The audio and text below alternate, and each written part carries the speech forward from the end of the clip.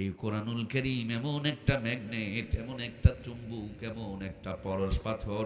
কোরআনুল কারীম নাজিল হওয়ার কারণে ওই পাথরের পাহাড়টারে আলোর পাহাড় জাবালে নূর বানিয়ে দিয়েছেন কে? এটা এমন একটা পরশ পাথর, জীবনে বহু শুনেছেন পরশ পাথর, পরশ পাথর, পরশ পাথর। ভাইয়েরা আমার, কেউ কি পরশ পাথর দেখেছেন? দেখেছেন? কেউ দেখেছেন? কারো বাড়িতে কি পরশ পাথর আছে? জয়পুরহাটেও নাই, বগুড়াতেও নাই।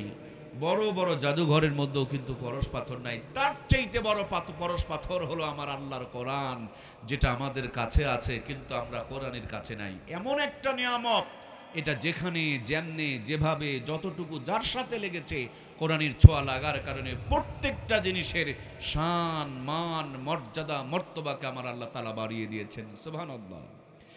কোরআনুল কারীম আরশ আজিমে ছিল, ফি লাউহিম মাহফুজ। আরশ আজিমের মর্যাদা বেড়ে গেল।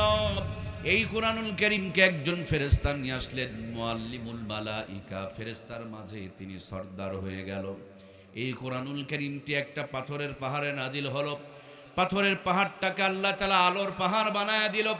এই কোরআনুল কারীম একটি মোবারক মাসে নাজিল হলো, রমজান মাসকে আল্লাহ 11 মাসের সেরা আর দামি বানায় দিল। এই কোরআনুল কারীম একটি মোবারক রাত্রে নাজিল হয়েছে, লাইলাতুল কদরি খায়রুম মিন আলফি শাহর। একটা রাতের মর্যাদাকে আল্লাহ তাআলা 1000 মাসের চেয়ে উত্তম বানিয়ে দিয়েছে। কোরআন নাজিলের একটা রাত যদি কেউ ইবাদত করে, 1000 মাস মানে 83 বছর 4 মাস ইবাদত করলে যতগুলো সওয়াব হয়, কোরআন নাজিলের এক রাত ইবাদত করলে তার চাইতে বেশি সওয়াব দান করবেন কে? আমার আল্লাহ যেমন বড়, আমার আল্লাহর কথাগুলো তেমনি বড়, কত বেশি এটা শুধুমাত্র কেবলমাত্র আমার আল্লাহ জানে। যেই পরিমাণ বেশি দিলে বান্দাকে জাহান্নাম তুলে নিয়ে জাহান্নাম থেকে তুলে নিয়ে জান্নাতে পৌঁছানো যাবে, সেই পরিমাণ এক রাতের মধ্যে আমার আল্লাহ তাআলা সওয়াব লুকিয়ে রেখে দিয়েছেন। এই কোরআনুল কারীম যে কাগজে লেখা হয়েছে, সেই কাগজের দাম বেড়ে গিয়েছে। এই কোরআনুল কারীম যেই পেপার দিয়ে জড়ানো হয়, সেই পেপারেরও মর্যাদা বেড়ে যায়। এই কোরআনুল কারীম দিয়ে যে কাপড় জড়ানো হয়, ওই কাপড়টারও দাম বেড়ে যায়।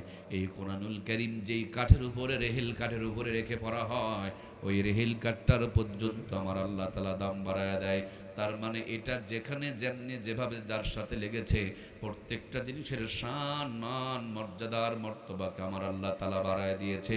ও আমার কলিজার টুকরা প্রাণের ভাইয়েরা, আপনারা যদি আপনাদের সন্তানদের কলিজায় এই কোরআনকে ঢুকিয়ে দিতে পারেন, মেমোরিতে যদি এই কোরআনুল কারীমকে একটু জায়গা করে দিতে পারেন, এটা যার সাথে লাগে সব জিনিসের যদি দাম বেড়ে যায়, আপনার আমার সন্তানের জীবনে যদি কোরআনের জায়গা হয়, ওই জীবনটাকে দামি জীবন বানিয়ে দিবেন কে? সমাধান চাও যদি জীবনে মরণে, ফিরে যাও খুঁজে নাও, চোখ রাখো কোরআনে, তবেই পাবে সুখ শান্তির ঠিকানা। যদি মেনে নাও তুমি মনে প্রাণে সমাধান, সমাধান চাও যদি জীবনে মরণে, ফিরে যাও খুঁজে নাও, চোখ রাখো কোরআনে। জোরে বলুন মারহাবা। আজকে দেখছিলাম বড় একটা দলের বড় একটা নেতা, যে মানুষটা বলছিল যে আমি শরীয়তের আইন বিশ্বাস করি না, এখন দেখতেছি ওই মানুষটা আবার টুপি পরে পরে মানুষের সামনে সামনে ঘোরাফেরা করতেছে। এরাই বলে যে ধর্ম নিয়ে রাজনীতি করা যাবে না। ধর্ম নিয়ে রাজনীতি তারাই করছে প্রিয় ভাইয়েরা, যারা ভোটের আগে মাথায় টুপি দেয়, ভোট পার হয়ে গেলে তখন কোরআনের বিরোধিতা করে বেড়ায়। যারা সব সময় দাড়ি টুপি ব্যবহার করে নামাজ পড়ে, এরা তো রাজনীতি করে না, এরা আগেও যেমন পরেও তেমন। যারা মানুষের আস্থা অর্জন করার জন্য রূপ চেঞ্জ করে, সময়ে সময়ে চেঞ্জ হয়, এদেরকেই ধর্মীয় রাজনীতি বলা হয়। আমার প্রিয় ভাইয়েরা, কোরআনকে নিজের জন্য ব্যবহার করা যাবে না, আমাকে কোরআনের জন্য ব্যবহার হতে হবে। কোরআন যেমনি বলেছে আমাকে তেমনি চলতে হবে, তাহলেই আল্লাহর কোরআনের সুপারিশ পাওয়া যাবে, ঠিক কিনা? সম্মানিত প্রাণপ্রিয় ভাইয়েরা আমার, একটু খেয়াল করে কথাগুলো বোঝার চেষ্টা করুন। আজ থেকে 50 বছর আগে আমার এই বাংলার দেশটা ডিজিটাল ছিল না। আমার দেশের প্রত্যেকটা ঘরে কারেন্টের আলো ছিল না, রাস্তাপথগুলো এত উন্নত ছিল না, হাতে হাতে মোবাইল ফোন ছিল না, আমরা এত শিক্ষিত ছিলাম না। কিন্তু আমার দেশের প্রত্যেকটা ঘরে কোরআনুল কারীমের তেলাওয়াত ছিল। আমার দেশের প্রত্যেকটা মা বোনের শরীরটা ইসলামী পোশাক দেয়া পরিপূর্ণ ছিল। আমাদের ঘরগুলো যদিও ভাঙা ছিল, কিন্তু এশার নামাজ পড়ে আঁচল তুলে ধরে চোখের পানিগুলো ছেড়ে দেয়া নানি আর দাদিগুলো মোনাজাত করত, ফরিয়াদ করত। ওই ভাঙা ঘরগুলোতে আল্লাহর পক্ষ থেকে এমন রহমত আর বরকত নাজিল হতো, এক বাড়িতে মাসকালার ডালের তেলানি হইলে গোটা গ্রামগঞ্জে মোহিত হয়ে যেত। একদিন যদি আতপ চালের বিরিয়ানি খাওয়া হতো, 2 দিন পর্যন্ত হাতের থেকে সেন্ট বের হতো। গ্রামের এক মাথায় বিরিয়ানি রান্না করলে আর এক মাথায় গন্ধ ছড়িয়ে পড়ে যেত। আপনার আমার মূর্খ নানু আর দাদুরা আক্কেলপুর বাজার থেকে, তিলেকপুর বাজার থেকে 5 টাকা 6 টাকা ইলিশের মাছ কিনে নিয়ে আলা জমিন দিয়ে পায়ে হেঁটে হেঁটে বাড়িতে আসতেন। পুকুরের ঘোলা পানি দিয়ে অর্ধপচা ইলিশের মাছ কোনো মতন ধৌত করে খেরের চুলায় বসে রানী আর নানি আর দাদিরা রান্না করতেন। লবণ থাকলে তেল নাই, তেল থাকলে আবার ঝাল দেওয়ার কথা মনে নাই, কিন্তু আল্লাহর হুকুম মানত, নবীর সুন্নত তরিকায় চলতো। একদিন যদি ইলিশ মাছ খাওয়া হতো, কম করে হলো 3 দিন পর্যন্ত হাত থেকে সুঘ্রাণ বের হইতো, ঠিক কিনা? সেই নানি দাদিদের স্মৃতিচারণে পহেলা বৈশাখ উদযাপন করি আমরা। 6 টাকার কেজি ইলিশের মাছ 6000 টাকাতে সাগর থেকে আমদানি করে নিয়ে আসতেছি আমরা। নরমাল চুলা ভেঙে দিয়ে গ্যাসের চুলা ঢুকিয়েছি আমরা। সাধারণ মশলা বাতিল করে দিয়ে আধুনিক গুঁড়া মশলা ব্যবহার করছি আমরা। মূর্খ নানি দাদিদের নাতনিদেরকে MA pass, I pass, BA pass, degree pass করিয়েছি আমরা।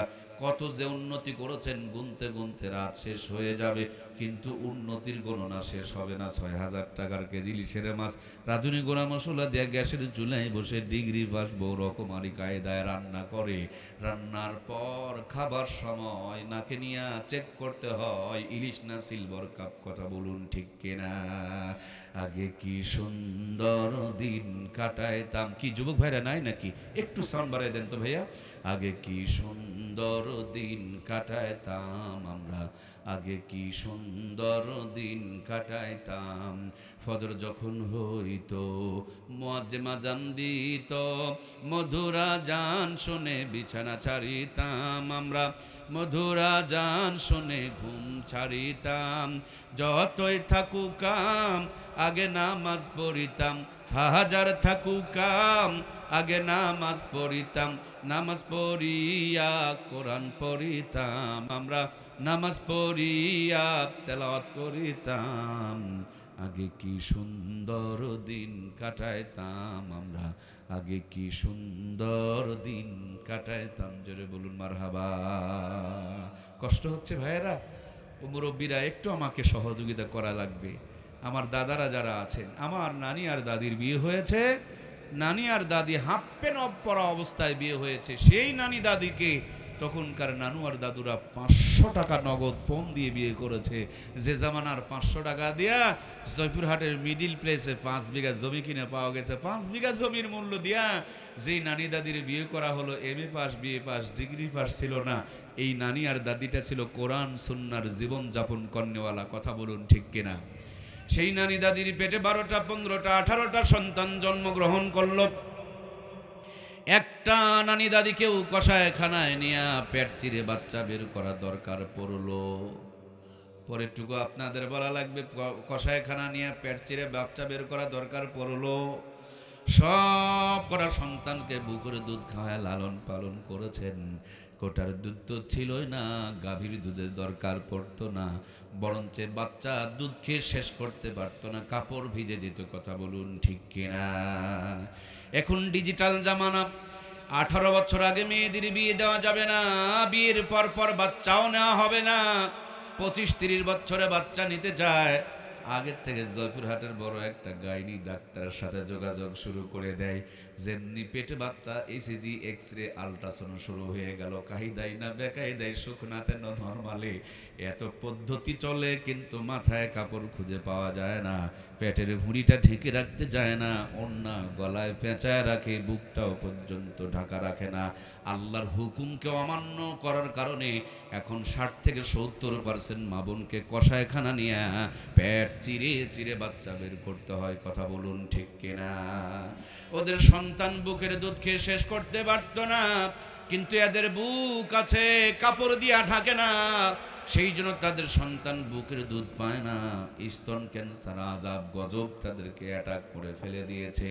অল্প কিছুদিন আগে এই তো বগুড়ার মোকামতলায় একটা মাহফিল থেকে নামলাম, ছোট্ট একটা বাচ্চা কোলে তুলে দিয়ে বললেন, হুজুর বাচ্চাটাকে বাতাস লেগেছে, একটু পানি পড়া দেন তো।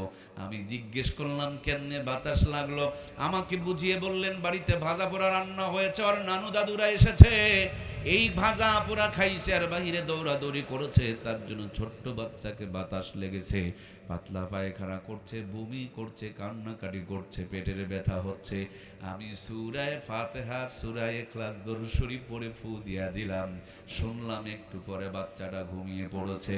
কিন্তু আমার টেনশন বেড়ে গেল, আহারে এতটুকু বাচ্চা ভাজা পোড়া খাইতে খাইতে বাহিরে গেলে যদি বাতাস কুতাস লাগে গো।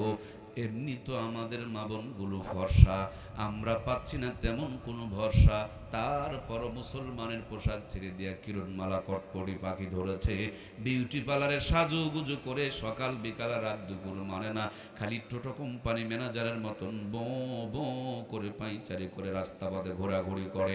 ছোট্ট বাচ্চা ভাজা পোড়া খাইতে খাইতে বাহিরে গেলে যদি বাতাস লাগে, এভাবে বেহায়ার পোশাক পরে বুক পিঠ বের করে বাংলার জমিনে আমার আপনার মা বোনগুলো যদি অর্ধনগ্ন হয়ে ঘোরাফেরা করে, বুকে হাত দিয়া সত্য কথা বলতে হবে মুসলমানের সন্তান, এই ন্যাংটাপনার কারণে, বেপর্দাপনার কারণে, বেহায়াপনার কারণে আল্লাহর আযাব আর গজবের বাতাস লাগে কি লাগে না?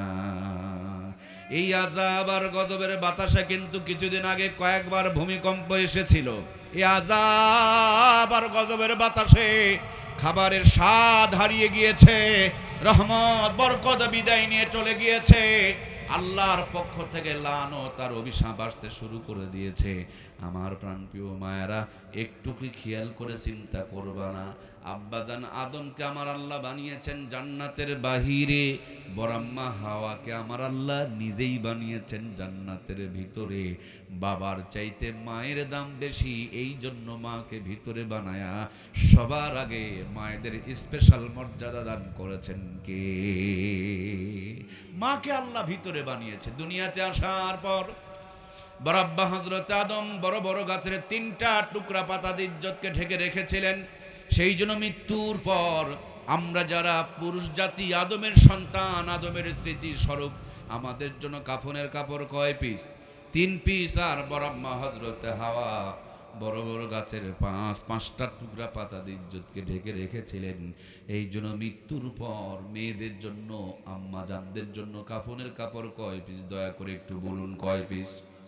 হাইরে 5 পিস ছেড়ে দিয়া 3 পিস ধরেছিল, 3 পিস বাতিল করে 2 পিস আমদানি করলো, এখন 2 পিসও ছেড়ে দিয়েছে, মাত্র আর 1 পিস বাকি আছে। এইটা যদি বাদ দিয়া দেয় দেশে থাকার আর উপায়। সামনে তাকাবেন পায়জামা ফাটা, ঘাড় ঘুরাবেন মাজায় কাটা, পিছনে তাকাবেন তা আবার সোনার, পিছনে তাকাবেন তা আবার সিনেমার পোস্টার লাগা। আমার স্বাধীন বাংলা, সোনার বাংলা, আধুনিক আর ডিজিটাল বাংলা যেইভাবে কাটা ফাটাতে ভরে গেছে, যেইভাবে বেপরদাতে ভরে গেছে, এই বাংলার জমিনে আর আলহামদুলিল্লাহ বলা যায় না, সুবহানাল্লাহ বলার সুযোগ পাওয়া যায় না। দিনের দিন শুধু আস্তাগফিরুল্লাহ নাউজুবিল্লাহ বেড়ে চলছে। কথা বলুন ঠিক কিনা? ও আল্লাহ, আল্লাহ রে, এ কোন দুনিয়ায় পাঠাইলা আমারে? এই জামানার মানুষগুলোর মানুষ নাহি বলে, গরু ঘোড়া হার মানায়া হাইনার মতো চলে।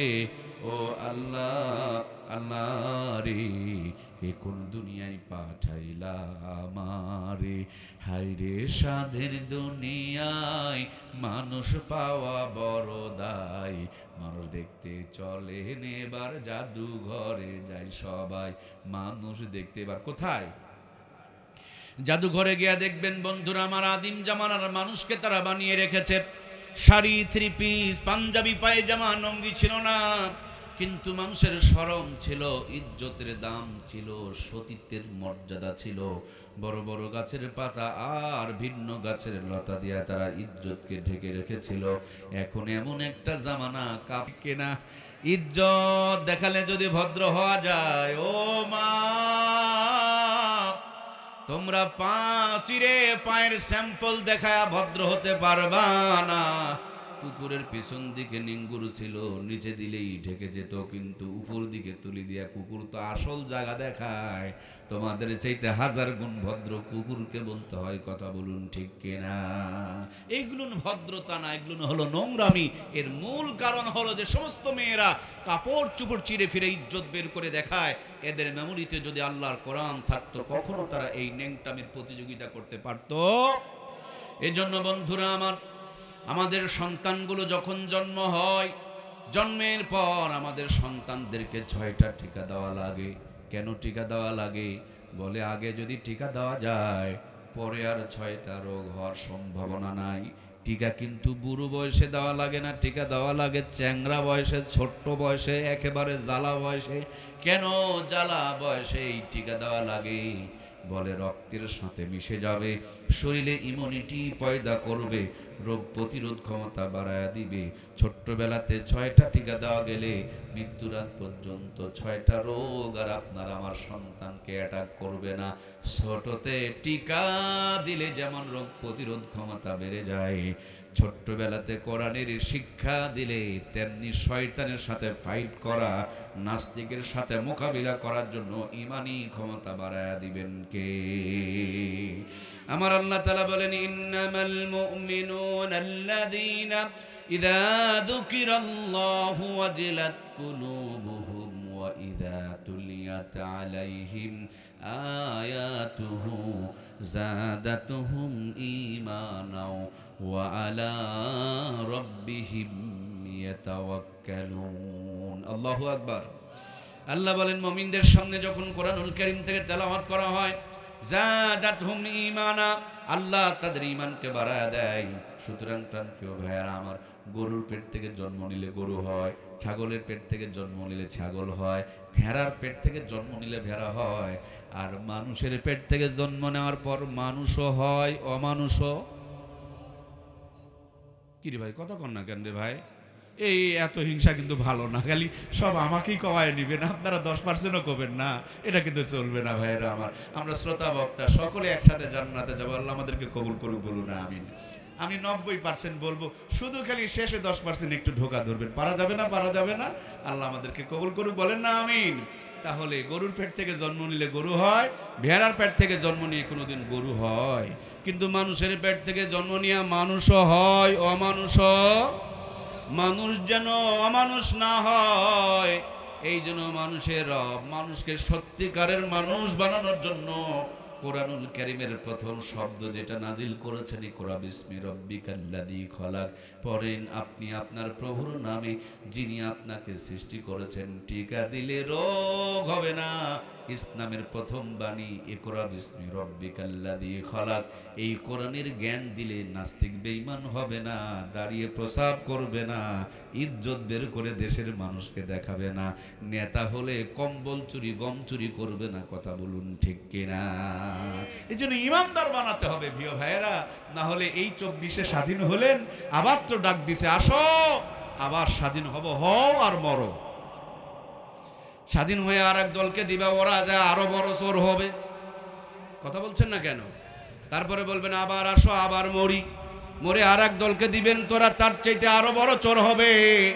সুতরাং সব বানানোর আগে ইমানদার বানাও, ইমানদার বানিয়ে রাষ্ট্রপতি বানাও, ইমানদার বানিয়ে এমপি বানাও, মন্ত্রী বানাও। ভিতরে যদি ঈমান থাকে, মানুষের সাথে বেঈমানি করবে না, ঠিক কিনা?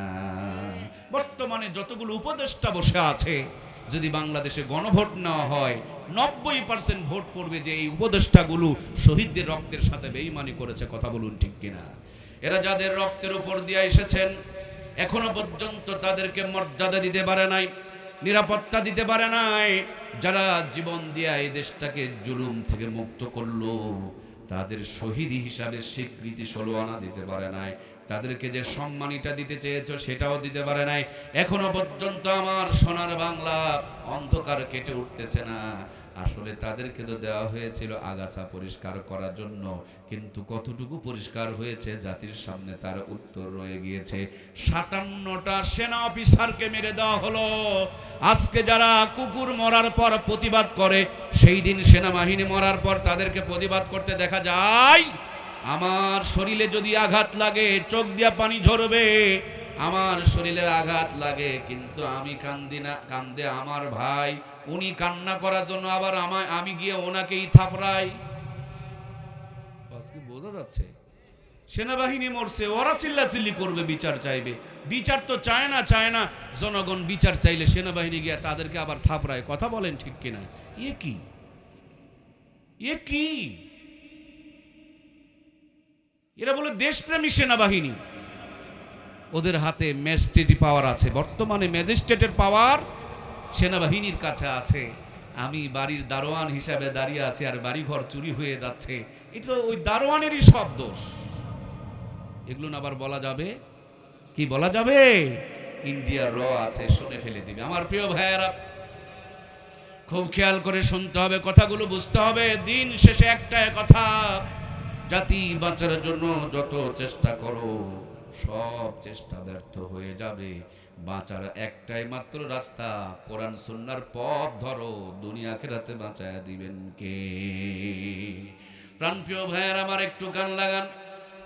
আমরা আমাদের সন্তানগুলোকে সবার আগে টিকা দিয়া যেমন রোগ থেকে নিরাপদ বানায় নেই, তেমনি সবার আগে শিক্ষা দিয়া নাস্তিক বেঈমান মোরতাদ যেন না হয় তার জন্য নিরাপদ বানায় নিতে হবে। যেই মাটির উপরে বসে আছেন, এই মাটি দিয়া বিল্ডিং বানানো যায়, ব্রিজ বানানো যায়, রাস্তা বানানো যায়, কিন্তু এমনি এমনি যায় না। এই মাটি এখনই রাস্তায় দিলে ধুলা হয়ে যাবে, পানিতে দিলে কাদা হয়ে যাবে, কিন্তু মাটির উপর একটু মেহনত করলে মাটি যখন খাঁটি হয়ে যাবে, এই মাটি দিয়া 20 তলা বিল্ডিং বানানো যাবে, পদ্মা সেতুর কাজ করা যাবে, এই মাটি দিয়া বিশ্ব রোড তৈরি করা যাবে। সেটা আবার কেমনি বলে, এই মাটিকে সুন্দর করে পানি মিক্সার করে একটা খামিরা বানাও, তারপরে ইটের একটা ফার্মায় ঢুকাও, এরপর রোদের মধ্যে কয়েকটা দিন শুকাও, তারপর লিমিটেড টেম্পারেচার মেনটেন করে তাপ দাও। আগে ছিল মাটি, ইটের ভাটার থেকে বের করার পর হয়ে যাবে খাঁটি। চুলার মধ্যে সারা জীবন আগুন জ্বলে, তারপর চুলার মাটি পানিতে ফেলে দিলে গলে যায়। ইটের ভাটায় সারা জীবন আগুন জ্বলে না, কিন্তু ইটের ভাটার থেকে বের করার পর পানি কেন সাগরেও ফেলে দিলে কোনো প্রবলেম হয়? আপনার ছেলে জাপানে যাবে, জার্মানে যাবে, লন্ডনে যাবে, ইমানদার বানিয়ে জাপানে পাঠাও, বেঈমান হবে না। আর ইমানদার না বানিয়ে যদি বানাও, নাস্তিক মুরতাদ হয়ে যাবে। কথা বলুন ঠিক কিনা?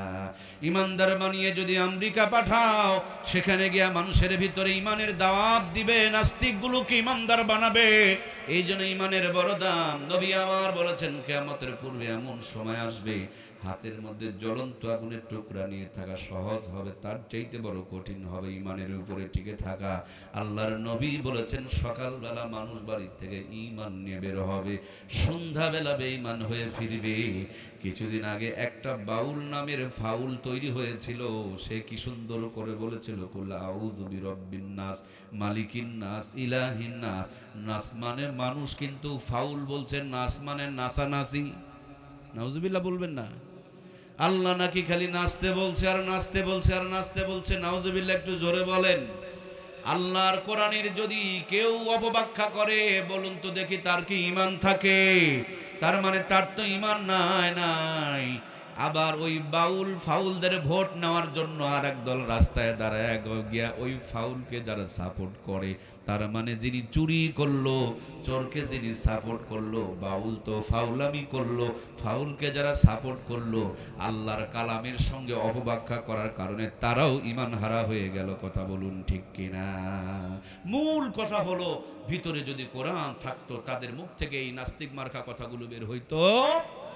সম্মানিত প্রাণপ্রিয় ভাইয়ের আমার, তাহলে এই মাটিকে খাঁটি বানানোর যেমন তরিকা আছে, সেম কায়দায় আপনার আমার সন্তানগুলো খাঁটি বানানোর জন্য তরিকা হলো এই মাদ্রাসা। যা বানাবেন বানান, সবার আগে একটু ইমানদার বানান। ইমানদার বানিয়ে ডাক্তার বানান, ডাক্তার বাটপারি করবে না। ইমানদার বানিয়ে ইঞ্জিনিয়ার বানান, ইঞ্জিনিয়ার রড চুরি করবে না। নইলে বানাবেন ডাক্তার, হয়ে যাবে বাটপার। এই তিনজন কইলেন ঠিক? আজকে কি বার ভাই?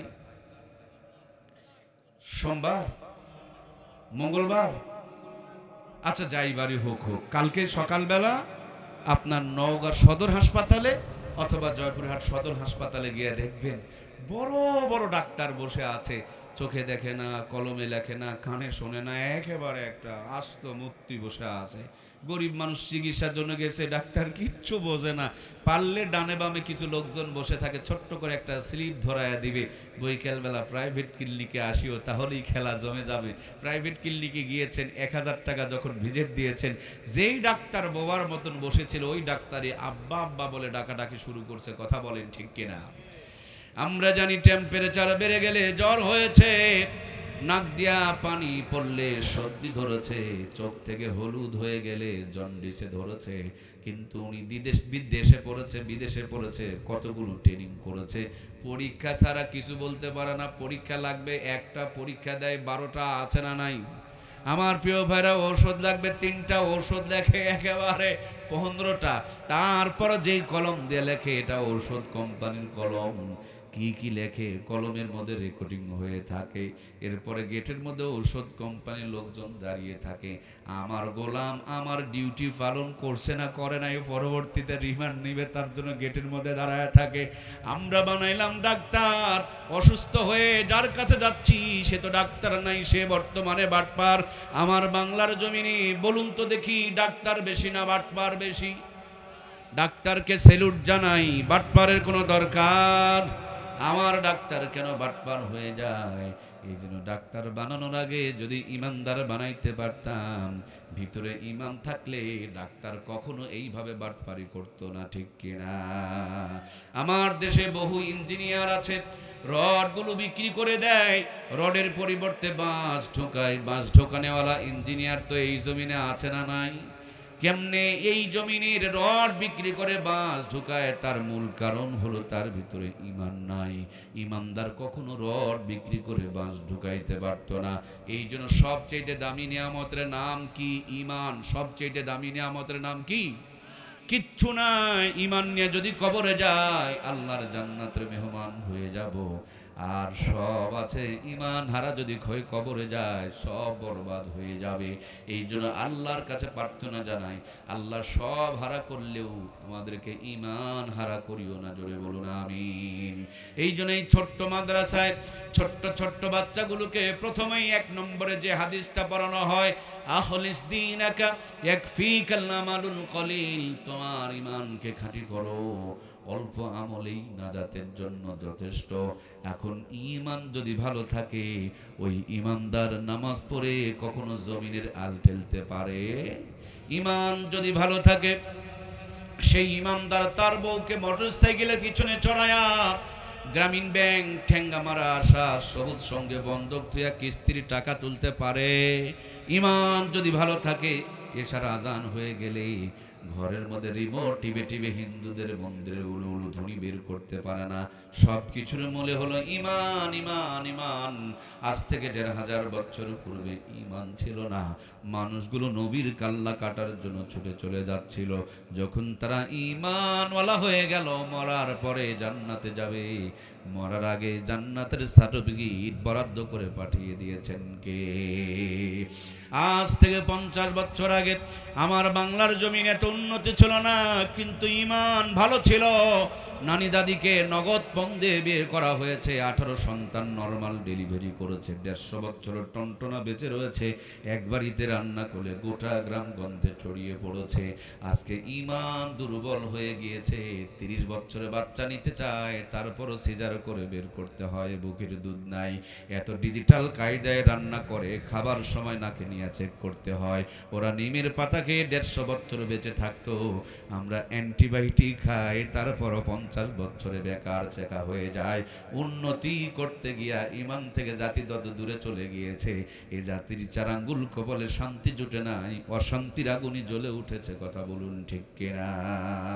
এই জন্য প্রাণপ্রিয় ভাইয়ার আমার, এই কোরআনুল কারীম যার সাথে লাগবে তাকে আল্লাহ তাআলা দামি বানায়া দিবে। আলেমদেরকে অবহেলা করিয়েন না।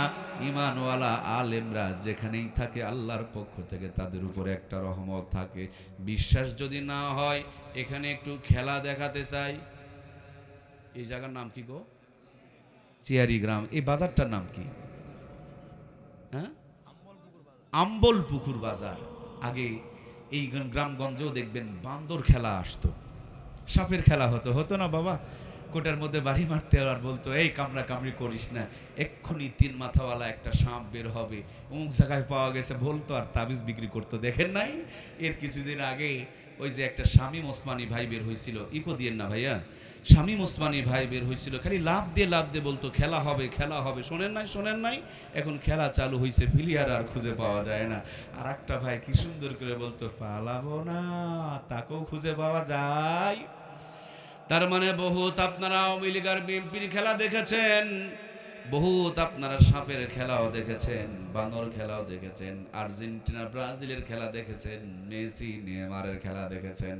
আজকে জীবনের এই লগ্নে গভীর রাত্রে কোরআনের মাহফিলে বসে আপনাদেরকে যদি একটু জান্নাত আর জাহান্নামের খেলা দেখানো হয়, কষ্ট হবে কি? আমরা কি জান্নাত আর জাহান্নামের খেলা দেখতে চাই? বেশি সময় নিব না, মাত্র 10 মিনিট সময়। কয় মিনিট? 10 মিনিটে জান্নাত আর জাহান্নামের খেলা দেখাবো। এই জান্নাত আর জাহান্নামের খেলা দেখতে কে কে রাজি? 2টা হাত তুলে আমার আল্লাহকে দেখায়। লিল্লাহে তাকবীর। আয় আল্লাহ, এই জান্নাতের বাগানে থেকে আমরা জান্নাতি হতে চাই, তুমি আমাদের হাতগুলোকে জান্নাতি হিসেবে কবুল করে নাও, বলুন আমিন। আয় আল্লাহ, কোরআনের সঙ্গেই 2টি হাত উত্তোলন করেছি, সারা জীবন আমাদের হাতগুলোকে কোরআনের পক্ষে রাখিও, আবারও বলুন আমিন। কোরআনের মাহফিলে কোরআনের পক্ষে থাকবে, আর ভোট দেওয়ার সময় কোরআনের বিপক্ষে যাবে। আমি কি কোনো দলের নাম বলছি? ভুলেও কোনো দলের নাম বলি নাই। আপনার বিবেক যদি বলে আওয়ামী লীগ কোরআনের পক্ষে, তাহলে দিয়ে দিন। বিএনপিকে যদি মনে হয় তাকেও দিয়ে দিন। আর যদি বলে যে এইটা কোরআনের পক্ষে, ওইটা বাদ দিয়ে যদি অন্য জায়গায় ভোট দেন, পাক্কা মুনাফিক, কোনো সন্দেহ নাই। আমরা কোরআনের পক্ষে থাকবো তো ইনশাআল্লাহ, আছি তো ইনশাআল্লাহ। আমরা ইনশাআল্লাহ বললেও বাস্তবে বড় মুনাফিক। স্বাধীনতার 55 বছরে কোনোদিন কোরআন ক্ষমতায় গেল না, অথচ এই দেশে 90% মুসলমান বসবাস করে। আল্লাহ, তুমি আমাদেরকে প্রকৃত ইমানদার বানিয়ে দাও, জোরে বলুন আমিন। হুজুরের পিছনে নামাজ পড়বে, রোজা করবে, কোনো আপত্তি নাই, কিন্তু হুজুরকে ক্ষমতায় তারা পাঠাতে চায় না। ওই যে সাদাবাজি চলবে না, যে টেন্ডারবাজি যে চলবে না, কোন আলেম ওলামা ক্ষমতায় গেলে চাঁদাবাজি টেন্ডারবাজি চলবে না, কথা বলুন ঠিক কিনা? চাঁদাবাজ, টেন্ডারবাজ, দখলবাজকে ক্ষমতায় পাঠাবেন আর মনে করবেন যে শান্তিতে থাকবেন। কেমনে থাকবেন প্রিয় ভাইয়েরা? ভালা কর ভালা হোগা, নিম গাছে কোনোদিন আঙ্গুর ধরে না। চাঁদাবাজকে ক্ষমতায় পাঠায় শান্তি প্রত্যাশা করা যায়? এই জন্য প্রিয় ভাইয়েরা, টাকার বিনিময়ে যদি ভোট বিক্রি করেন, সেবার বিনিময়ে উনিও তখন টাকা নেবে। এই জন্য ভোট বিক্রি করা জিনিস নয়, এটা আমানত। আগামী দিনে ইনশাআল্লাহ আমরা দায়িত্বশীল, আমানতদার, দেশপ্রেমিক মানুষকেই আমরা সমর্থন করব ইনশাআল্লাহ। সম্মানিত প্রিয় ভাইয়েরা, এগুলো প্রয়োজনীয় কথা, এটার কোনো রাজনৈতিক কথা না। আপনি যদি কোরআন প্রেমী হন, আপনি যদি দেশপ্রেমী হন, আপনি যদি চাঁদাবাজের বিরুদ্ধে হন, তাহলে সব কথা আপনার পক্ষে আমি বলেছি। আমি ভালো মানুষের পক্ষে কেন কথা বলবো না? আমার তো একটা আমানতদারি আছে, জিম্মাদারি আছে। আল্লাহ আমাদের সকলকে ভালো কথা, ভালোর পক্ষে সাপোর্ট দেওয়ার তৌফিক দান করুক, আমরা পড়ি আমিন। প্রিয় বন্ধুরা আমার, তাহলে খেলা হবে, কি হবে বলুন? খেলা হবে, হবে কি হবে না? খেলা হবে। খেলাটা হবে জান্নাত আর জাহান্নামের খেলা। প্রত্যেকটা খেলায় প্লেয়ার আছে, প্লেয়ার ছাড়া খেলা কিন্তু জমে। ফুটবল খেলায় 11-22টা প্লেয়ার লাগে। এতগুলো প্লেয়ার দিয়ে খেলা দেখালে আপনাদের টার্গেট মিস হইতে পারে। মাত্র 2টা প্লেয়ার দিয়ে খেলা দেখাতে চাই। কয়টা প্রিয় ভাইয়েরা? একটু কথা বলতে হবে, কয়টা? 1 নম্বরে আমাকে একটা প্লেয়ার দিবেন, কয় নাম্বার? 1 নাম্বার। কয় নাম্বার? বুঝবেন, কয় নাম্বার? 1 নাম্বার বলবেন, 2 নম্বর প্লেয়ার দিবেন, খেলা কিন্তু জমবে না, ঠিক কিনা? 1 নম্বর প্লেয়ার আমাদেরকে তৈরি করেছেন কে? আল্লাহ। যাকে তৈরি করবে সে আল্লাহর হুকুমের বিরুদ্ধে চলবে, ওটা কোনোদিন 1 নম্বর প্লেয়ার হতে পারে? আল্লাহ বলেছেন হালাল খাও, যিনি হারাম খায় সেটাকে 1 নম্বর প্লেয়ার বলা যাবে না। যিনি তার বউকে মোটরসাইকেলে পিছনে ঝরায়া, পাতলা কাপড় পরায়া, বিউটি পার্লারে সাজায়া, মার্কেটে ঘোরায়, তাকে কি 1 নম্বর প্লেয়ার বলা যায়? গ্রামীণ ব্যাংক থেকে যিনি টাকা তোলে, কিস্তি তোলে, এটাকে কি 1 নম্বর প্লেয়ার বলা যাবে? আমার প্রাণপ্রিয় ভাইয়েরা, 1 নম্বর প্লেয়ারের বড় অভাব। বর্তমান বাংলার জমিনে 1 নম্বরের বড় সংকট চলতেছে, তারপর পুরা জয়পুরহাট জেলা খুঁজে খুঁজে 1 নম্বর প্লেয়ার অবশ্যই পাওয়া যাবে, কারণ 1 নম্বর প্লেয়ার আছে বলে দুনিয়া টিকায় রেখেছেন কে? নবীজি আমার বলেন, লা তাকুমুসা হাত্তা ইয়াকুলার রাজুলু আল্লাহু আল্লাহ। আমার আল্লাহ তাআলা ততক্ষণ পর্যন্ত দুনিয়াকে কিয়ামত করাবে না যতক্ষণ পর্যন্ত একজন ব্যক্তিও আল্লাহ বলনেওয়ালা দুনিয়াতে বসবাস করবে। সুতরাং আল্লাহর কাছে আমরা প্রার্থনা জানাই, আল্লাহ বেশি বেশি করে তাকে ডাকার সুযোগ দান করে দেয়। জোরে জোরে বলি আমিন। 1 নম্বর প্লেয়ারটা যদি রিক্সা চালক হয়, ভ্যান চালক হয়, ইমাম হয়, মুয়াজ্জিম হয়, কোনো প্রবলেম নাই। কিন্তু বর্তমানে 2 নম্বর প্লেয়ার এত বেড়ে গিয়েছে, 2 নম্বর প্লেয়ারের কোনো অভাব নাই। ভাইয়েরটাও খাই, বোনেরটাও খাই, জমিরাল ঠেলে খায়, চুরি করে খায়, বাটপারি করে খায়, ভেজাল মিশায় খায়, দালালি করে খায়, ওকালতি করে খায়, কত তরিকায় যে খায়, নর্মাল পাবলিকেরা খায় খায়। আমার নওগাঁর বহুত নেতা আছে রে ভাই, এরা রডও খায়, সিমেন্টও খায়, ইটও খায়, বালুও খায়, পাথরও খায়, খোয়াও খায়, টিনও খায়। সরকারি যদি বাথরুম আসে পায়খানায়, এইটারও রিহাই। আমি আপনার এলাকার নেতাদের চিনি না ভাই, মন খারাপ করিয়েন না, আমার এলাকার কথা বলছি। এমন খাওয়া খায় পেটের ভুঁড়ি ফুলে যায়, 2 রুটি করে খাওয়ার ক্ষমতা। 2টা রুটি যদি খায় পেটের ভুঁড়িতে গন্ডগোল বেঁধে যায়, তখন আবার গ্যাসের বড়িরে এবার সার্জেল খুঁজে বেড়ায়। আমার প্রিয় ভাইয়েরা, 2 নম্বর প্লেয়ারের নাম বলা যাবে না, বললে আবার ওদের সহ্য হবে না। ভাসুরের নাম বলতে হয় না, আমি আপনাদের বলায়াও নিব না। মনে মনে একটা 2 নম্বর প্লেয়ার খুঁজে বের করবেন, দেখবেন বাড়ি গাড়ি টাকা পয়সা ক্ষমতার কোনো অভাব নাই। ভালো করে খবর নিয়ে দেখবেন তার জিন্দেগিতে কোনো শান্তি নাই। ওই 2 নম্বর প্লেয়ারের 20 তলা বিল্ডিং ঘরে একটা সিসি ক্যামেরা লাগাও। 1 নম্বর প্লেয়ারের ভাঙা ঘর, কুড়া ঘর, বেড়া ঘরে আর একটা সিসি ক্যামেরা লাগাও।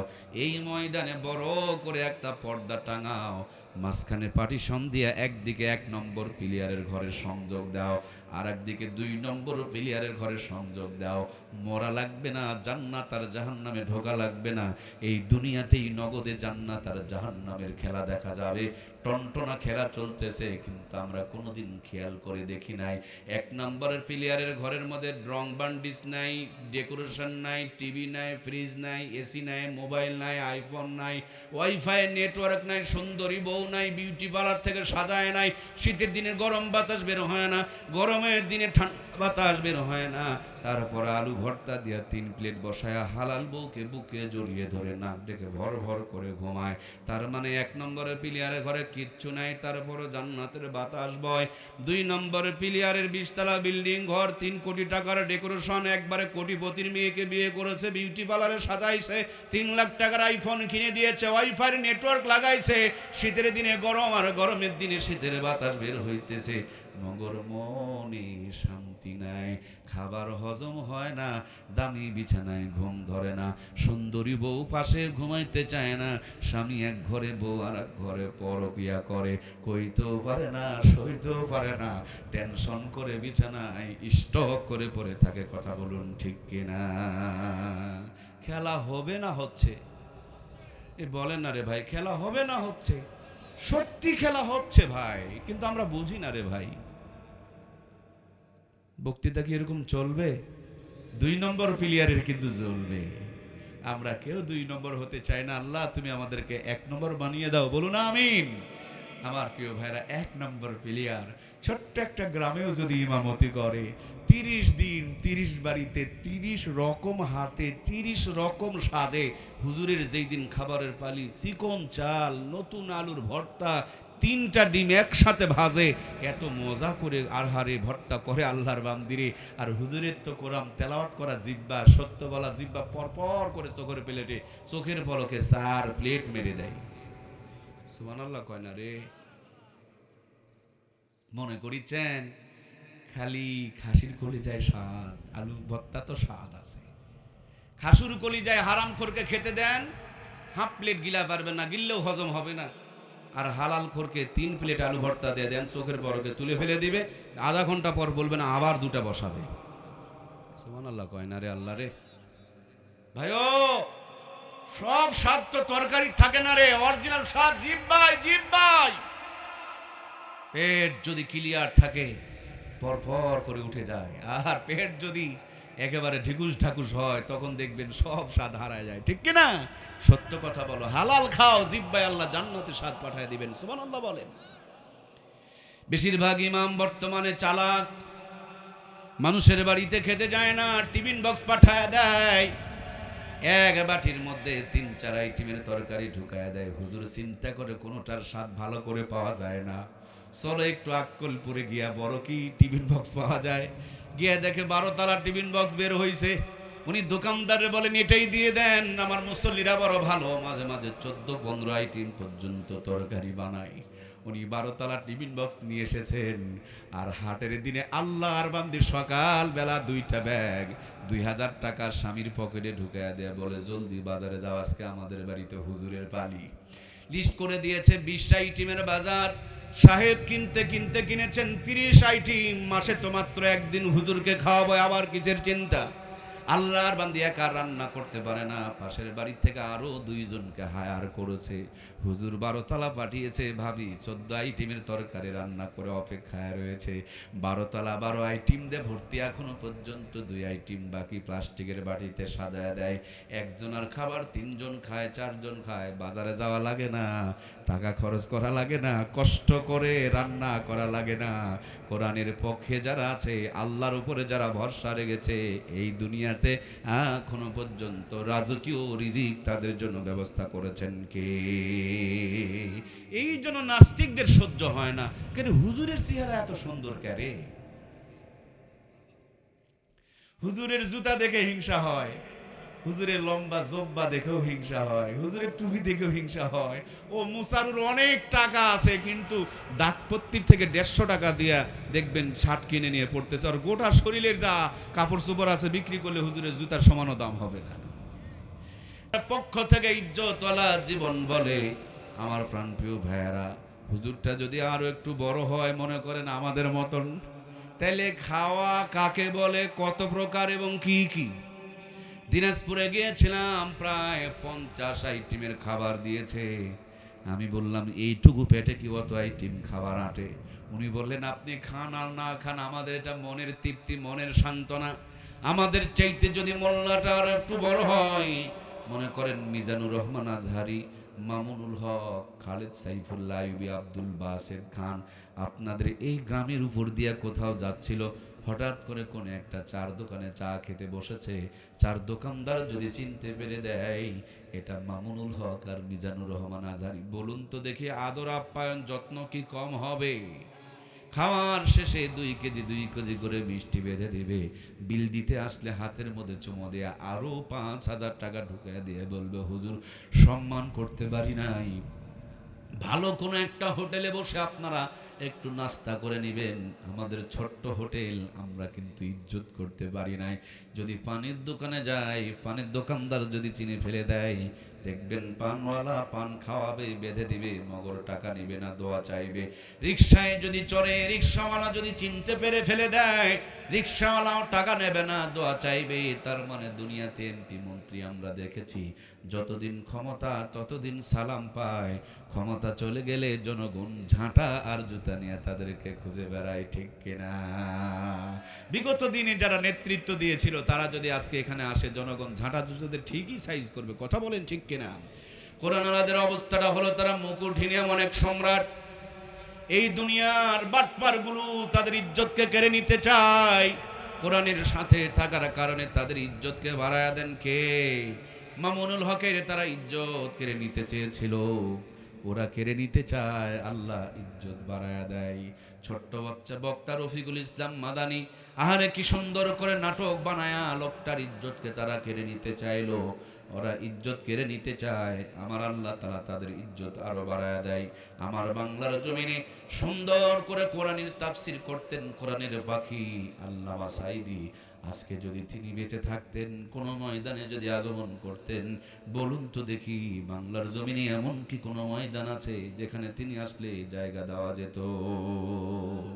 এই চোর বাটপারের দল যারা তাদের উপরে মামলা দিয়েছিল, ফাঁসির রায় দিয়েছিল, যাবজ্জীবন দিয়েছিল, এই চোরেরা যদি কোনো ময়দানে আসে, গাড়ি ভাড়া ফ্রি করে দেওয়া হয়, 500 টাকার ডেলিগেট দেওয়া হয়, বিরিয়ানির প্যাকেট দেওয়া হয়, ক্ষমতা দেওয়া হয়, চাঁদার ভাগ দেওয়া হয়, আবার একটু 19-20 হয়ে গেলে চেয়ার ভাঙাভাঙি শুরু হয়ে যায়। কোরআনের পক্ষে যারা থাকবেন এই দুনিয়াতে ইজ্জতওয়ালা জীবন তাদেরকে দান করবেন কে? আমি দেখেছি আমার কলিজার টুকরা প্রাণপ্রিয় ওস্তাদ জনাব মোহতারাম আল্লামা আহমদ শফি সাহেবকে জান্নাতের নূর দিয়ে আল্লাহ তার কবরকে ভরপুর করে দেন। শুধু কোরআনওয়ালার দাম বাড়ে না রে বন্ধু, কোরআনওয়ালার শুধু দাম বাড়ে না, আমার নিজের চোখের দেখা ঘটনা। আমি কয়েকদিন চেষ্টা করেছি যে হুজুরের জুতাগুলোকে সোজা করে দিব, কিন্তু আমি যাওয়ার আগে দেখি কেউ না কেউ হুজুরের জুতা বগলের নিচে নিয়ে দাঁড়িয়ে আছে। শুধু কোরআনওয়ালাদের দাম বাড়ে না, কোরআনওয়ালাদের পায়ের নিচের জুতারও দাম বাড়িয়ে দেন কে? কালকে চলে যান বগুড়া জামিল মাদ্রাসায়, গিয়া দেখবেন যত উস্তাদ আছে কারো জুতা সোজা করে পায়ে দিতে হয় না, জুতাগুলো অলরেডি ছাত্ররা সোজা করে দিয়ে রেখে দিয়েছে। এটা হলো কোরআনওয়ালাদের ইজ্জত। সম্মানিত প্রাণপ্রিয় ভাইয়েরা আমার, পক্ষান্তরে হারাম করে খবর নিয়ে দেখো, রাতের 9টায় 6 লাখ টাকা নিয়া লম্বা একটা আগরবাতি টানতে টানতে বাড়িতে যায়। আগরবাতি তো চেনেন রে ভাই, কথা কন না কে রে ভাই? আগরবাতি চেনেন না? আরে যেটা গরু ছাগল পায়খানা করার সময় খায় না, আর আমার দেশের ভদ্রলোকদের বাথরুমে গিয়া না টানলে পায়খানা ক্লিয়ার হবার চাই। পায়খানায় বসে কষে মারে টান, উপরে ছাড়ে ফু আর নিচে পড়ে গু। আবার চার দোকানে গিয়ে কয় নামাজ না পড়লে কি হলো, ইমান ভালো আছে। নবী কয় যার নামাজ আছে তার ইমান আছে, যারা নামাজ নাই তার ইমান নাই। আর এই বেকুবে বিড়ি খায় আর কয় ইমান ভালো আছে, মানে বাটপাড়ির উপরে বাটপাড়ি। আমার প্রাণপ্রিয় ভাইয়েরা, সকালবেলা ঘুমটা যখন ভাঙবে, আল্লাহর বান্দা চোখ দুটো ডলবে আর জবান দিয়া বলবে আলহামদুলিল্লাহিল্লাযী আহিয়ানা বাদা মা আমাতানা ওয়া ইলাইহিন নুশুর। আহারে দুর্ভাগ্য, ঘুমায় রাতের 3টায়, উঠে সকাল 11টায়, মুখের মধ্যে দোয়া কালাম নাই, হাতের মধ্যে বদনা, চলতেছে মদনা, টানতেছে বিড়ি, কষা টান মারে, উপরে ফুঁছারে, নিচের দিকে পায়খানা পড়ে। আবার এরাই আলেম ওলামাকে নিয়ে কটাক্ষ করে আছে না নাই? কি পায়, কেন খায়? এই তো আজকের ঘটনা, বিড়ি খাওয়ার প্রতিযোগিতা, বাপকে পিছনে ফেলে বেটা ফার্স্ট হয়ে গিয়েছে। আজকের ঘটনা, টাঙ্গাইলের ঘটনা। আল্লাহ, কি যে চলছে, আর যে কি দেখা লাগবে। আমার প্রিয় ভাইয়েরা, এরা পায় কি আর খায় কি? শেষের বেলা একটা টান মারে, টানের নাম রাখছে সুখ টান। এটা কেউ নাই নাকি? শেষের টানটা খুবই মজা। এই কি দুনিয়ার সব সুখ ওটা মনে হয় আছে, টানের নাম রাখছে সুখ টান। এটি পায় কি রে ভাই, কেন খায় রে ভাই? এ তো ধোঁয়া রে ভাই, ধোঁয়া ধোঁয়া। ইটের ভাটাতে আগুন জ্বলে, উপর দিক দিয়ে ধোঁয়া বের হয়। তুমি কি ইটের ভাটা নাকি যে মুখ সকালবেলা ধোঁয়া বের হচ্ছে না, খালি ধোঁয়া বের হচ্ছে? বিড়ি যারা খায় এদের হাত গন্ধ করে, এদের জামা বন্ধ করে, এদের মুখ বন্ধ করে, এদের মোষ গন্ধ করে, এদের ঘর গন্ধ করে, এদের বউ থাকে কেমনে? আল্লাহ, তুমি আমাদেরকে সব নিশার থেকে বাঁচায়া দাও, বলুন আমিন।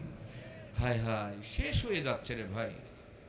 নীরব ঘাতক হয়ে নিশা মানুষের অঙ্গ অঙ্গ অরতে পরতে ঢুকে পড়েছে। প্রায় 20 বছর ধরে বক্তৃতা করতেছি, প্রত্যেক দিনই কম বেশি বিড়ি সিগারেট মদ গাঁজা বাবা ইয়াবার বিরুদ্ধে বলি।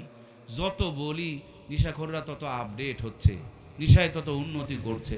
এই জন্য চিন্তা করছি যে না, আর নিশার বিরুদ্ধে বক্তৃতা করব না, এখন নিশার পক্ষে বাস করব। কারণ শ্রোতা যেদিকে বেশি, আমাকেও সেদিকে থাকা লাগবে। গণতন্ত্রের দেশ, বুঝতে পারছেন না? বিরোধিতা বক্তৃতা করলে তো আমার আর আগামী দিনে দাওয়াত হবে না। চোর চাচ্ছে চুরি করার বক্তৃতা হুজুর না করুক, ধোকাবাজ চাচ্ছে ধোকার ওয়াজ হুজুর না করুক, বিড়িখোরেরা চাবে নিশার ওয়াজ হুজুর না করুক। এই জন্য নিশার ওয়াজ যদি করায় লাগে তাহলে আর বিপক্ষে করতাম না, এখন থেকে পক্ষের করতাম, কারণ এই দলের লোক তো বেশি। এই জন্য আমার বিড়িখোরে ভাইয়েরা টেনশন নিয়েন না। আমি পার্সোনাল গবেষণা করে বিড়ি সিগারেট মদ গাঁজা বাবা ইয়াবা যারা খায় খুঁজে খুঁজে তাদের 3টা লাভ বের করছে, এটা কোরআন হাদিসে কিন্তু নাই। এটা আমার হলো ব্যক্তিগত গবেষণা, আমি রিসার্চ করে খুঁজে খুঁজে বের করেছি। বিড়ি সিগারেট মদ গাঁজা বাবা ইয়াবা যারা খায়, এরা খাওয়ার মতন খাইলে 3টা লাভ হয়। 1 নম্বরে লাভ, বাড়ি চুরি হয় না। বর্তমানে চুরির উপদ্রব বেড়ে গিয়েছে, বিড়িখোরদের কিন্তু বাড়ি চুরি হয় না। 2 নম্বরে লাভ হলো কুকুরে কামড়ায় না। বর্তমানে কুকুররা খালি দলবদ্ধ করে ঘোরাফেরা করে, কারণ কুকুর মানলে জেল যাওয়া লাগবে, মানুষ মানলে বুক ফুলিয়ে হাঁটা যাবে। এই জন্য কুকুর মারাও বড় মুশকিল, কিন্তু কুকুর থেকে তো বাঁচাও লাগবে। এই জন্য আমি রিসার্চ করে পেয়েছি বিড়ি খাইলে 3টা লাভ হয়। তার দ্বিতীয় লাভ হলো কুকুরে কামড়ায় না। 3 নম্বরে লাভটা হলো বুড়া হয়ে মরা লাগে না। এখন যদি ভেঙে না দিয়ে যায়, কালকে ইউটিউবে খুঁজে খুঁজে আমার নাম্বার বের করে আমার সকালবেলা থেকে ফোন দেওয়া শুরু করবে। এই জন্য বীরখোর ভাইদের টেনশনেও থোয়া যাবে না, ভেঙে দেওয়া লাগবে। 1 নম্বরে লাভ, বাড়ি চুরি হয় না। দেখেন তো আমার চিন্তার সাথে আপনার চিন্তাটা মিলে কি মিলে না। আমি হিসাব করে দেখেছি, বিড়ি সিগারেট মদ গাঁজা যারা খায়, অল্প দিনে তাদের হাড়ের ভাল্বগুলো নষ্ট হয়ে যায়। রাতের বেলা ঘুমানো তাদের কপালে নাই। ওই বালিশের উপরে বালিশের টেক দিয়া হাতের মধ্যে একটা আগরবাতি নিয়া ফুসফুস করে টানবে, আর সুরসুর করে উপরে ধোঁয়া ছাড়বে, আর খুসখুস করে কাশবে, আর বলবে যেই কাশে দাদা মরল ওই কাশ এসে আমাকে ধরলো। বাড়ির মালিক যদি বিড়ি টানে আর সারা রাতে কাশাকাশি করে, বলুন তো দেখি চোর কি আর চুরি করার চান্স পাবে? জিন্দেগিতে ওই গ্রামে আর ঢুকবে না। সলিমউদ্দিনের পাড়ায় ওরা ঘুমায় না, সারা রাত খালি কাশাকাশি করে। 2 নম্বরে না, কুকুরে কামড়ায় না। খেয়াল করে দেখবেন আমার প্রাণপ্রিয় ভাইয়েরা, বিড়ি সিগারেট যারা খায়, অল্প দিনে তাদের হার্ট কিডনি ফুসফুসগুলো নষ্ট হয়ে যায়। 2 পায়ে বেশি দিন তাদের হাঁটার ক্ষমতা থাকে না। আর একটা পায়ের দরকার পড়ে, তার নাম হলো লাঠি। লাঠির উপরে ঢোকা দিয়া যখন ঘুরে বেড়ায়, কুকুরের কান বড় সজাগ। ঠকাস ঠকাস যখন শব্দ শোনা যায়, কুকুর তাকায় দেখে হাতের মধ্যে 1 খণ্ড লাঠি। নিরাপত্তার সাথে 1.5 কিলোমিটার দূরত্ব বজায় রাখার তাগিদে তাও করে একটা কষা দৌড় মারবে। ধারে কাছে ভিড়বে না, কামড় খাওয়ার চান্স পাবে না। খালি চোখ বন্ধ করে টানেন আর টানেন, জম্মের টানা খালি টানেন, আর তাড়াতাড়ি লাঠি ঢোকা দেওয়ার ব্যবস্থা করেন। 3 নম্বরের লাভটা হলো, আমার সাথে বহুতে একমত হতে পারবেন। 25 বছরে অনেকেই জানাজায় দাঁড়িয়েছেন, 30এও দাঁড়িয়েছেন, 35 বছরে অনেকের জানাজার নামাজ আপনারাও পড়েছেন, আমিও পড়েছি। কোনো কারণ নয়, নেশা খেতে খেতে তারা যুবক বয়সে কবরে চলে যায়। বাপ মায়ের টাকা পাঠায় লেখাপড়া বাদ দিয়া মানুষের মেয়ের পিছনে খরচ করে আর বোতল খায়। লেখাপড়া ভালো নাই, চাকরিও যখন হয় না, মেয়েটা চিন্তা করে নেশাখোরের সাথে থাকা যাবে না। নেশাখোর নিজের জীবনের দাম বোঝে না, ওকে বিয়ে করলে কোনোদিন সুখী হওয়া যাবে না। মেয়েটা তখন অন্য ছেলের সাথে যখন বিয়ে হয়ে চলে যায়, এই নেশাখোর তখন বিরহের গান গায়। এই দুনিয়ায় মন বোঝার চাইতে ভুলবো যার মানুষ বেশি, এত ভালোবেসেও আমি তার কাছে হইলাম দোষী, এত ভালোবেসেও আমি তার কাছে হইলাম দোষী। ও যে বড় দোষী এটা ভুলে গেছে, মানুষের দোষ খুঁজতেছে। সে নেশাখোর এটা ভুলে গিয়েছে যে নেশাখোর নিজের জীবনের দাম বোঝে না। কোন চালাক মেয়ে নেশাখোরকে বিয়ে করতে পারে? কারণ নেশাখোর নিজের জীবনের দাম বোঝে না, তাকে কোনো মানুষ বিয়ে করতে পারে না, সেটাকে মানুষের মধ্যে গোনা যায় না। নেশাখোর কোনোদিন মানুষের কাতারে পড়ে না। আমার প্রাণপ্রিয় ভাইরা, চাকরি নাই, প্রেমিকা নাই, টাকাও নাই, তারা তখন নেশার যন্ত্রণায় উন্মাদ হয়ে যায়।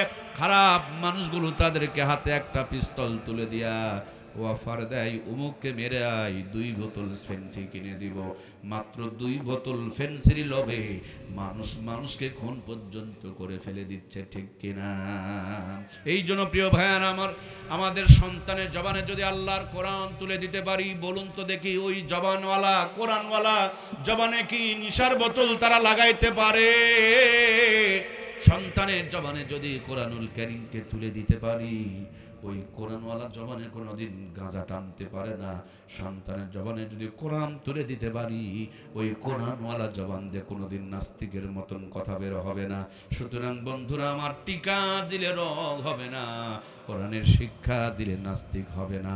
রোগ থেকে বাঁচানোর জন্য যেমন টিকা দিতে হবে, জাহান্নাম থেকে বাঁচানোর জন্য তেমনি কোরআনের শিক্ষা দিতে হবে। আর কোরআন এমন একটা নিয়ামত, যেখানে থাকবে প্রত্যেকটা জায়গায় আল্লাহ তার পিছনে একটা রহমত বরকত নাজিল করে দিয়া রাখবে। কোরআনওয়ালা জিন্দেগি মানে বরকতওয়ালা জিন্দেগি, শান্তিওয়ালা জিন্দেগি।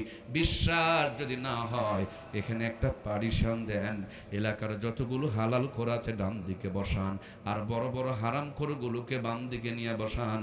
এখনই আলু ঘাঁটি দিয়ে খাবার দেয়া দেখেন, হালাল খোর 3 প্লেট তুলে ফেলবে, হারাম খোর কিন্তু হাফ প্লেট নিয়ে নাড়াচাড়া করবে।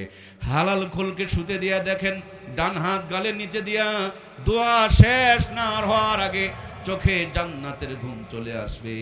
হারামখোর 3টা করে ঘুমের বড়ি মারবে, তারপরে কাম হবে না। ইমামের বাড়িতে গিয়া দেখেন 1 গন্ডার সন্তান আব্বা আব্বা বলে ডাকাডাকি করে, আর হারামখোরের বালিশের নিচে হামদর্দের ঔষধ ভর্তি করে রেখেছে।